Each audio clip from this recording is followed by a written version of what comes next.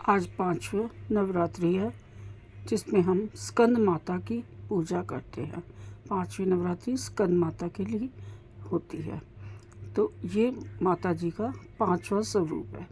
माँ दुर्गा के पांचवें स्वरूप को स्कंद माता के नाम से जाना जाता है। ये भगवान स्कंद कुमार कार्तिक के नाम से भी जाने जाते हैं। ये प्रसिद्ध देवासुर संग्राम में देवताओं के सेनापति बने थे। पुराणों में इन्हें कुमार और शक्तिधर कहकर इनकी महिमा का वर्णन किया गया है। इनका वाहन मयूर है, अतः इन्हें मयूर वाहन के नाम से भी अभिहित किया गया है। इन्हीं भगवान स्कंद की माता होने के कारण माँ दुर्गा के इस पांचवें स्वरूप को स्कंद माता के नाम से जाना जाता है। इनकी उपासना नवरात्रि पूजा के पांचवें दिन की जाती है। इस दिन साधक का मन विशुद्ध चक्र में अव्यवस्थित होता है। इनके विग्रह में भगवान स्कंद जी बाल रूप में इनकी गोद में बैठे होते हैं।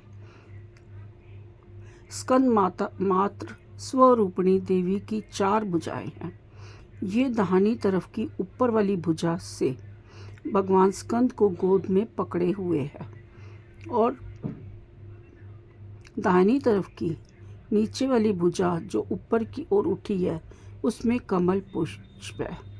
बाईं तरफ की ऊपर वाली भुजा वर मुद्रा में तथा नीचे वाली भुजा को ऊपर की ओर उठी है, उसमें भी कमल पुष्प लिए हुए है। इनका वर्ण पूर्णतः शुभ्र है। ये कमल के आसन पर विराजमान रहती हैं। इसी कारण से इन्हें पद्मासन देवी भी कहा जाता है। सिंह ही इनका वाहन है। नवरात्र पूजन के 5वें दिन का शास्त्रों में पुष्कल महत्व बताया गया है।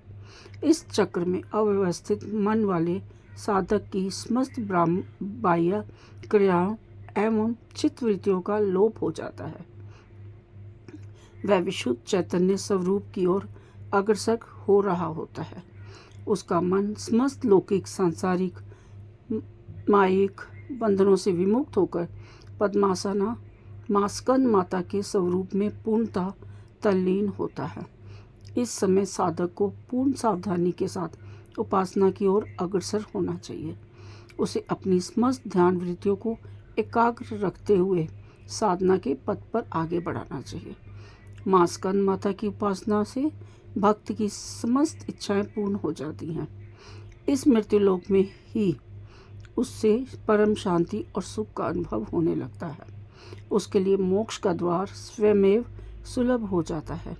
स्कंद माता की उपासना से बाल रूप स्कंद भगवान की उपासना भी स्वयमेव हो जाती है।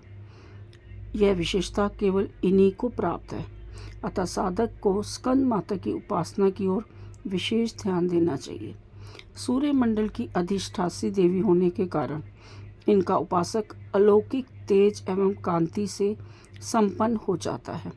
एक अलौकिक प्रभामंडल अदृश्य भाव से सदैव उनके चतुर्दिक परिव्यास रहता है।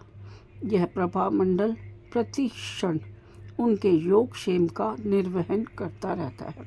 अतः हमें एकाग्र भाव से मन को पवित्र रखकर माँ की शरण में आने का प्रयत्न करना चाहिए। वह इस घोर भवसागर के दुखों से मुक्ति पाकर मोक्ष का मार्ग सुलभ बनाने का इसमें उत्तम उपाय दूसरा कोई नहीं है। जय माता की।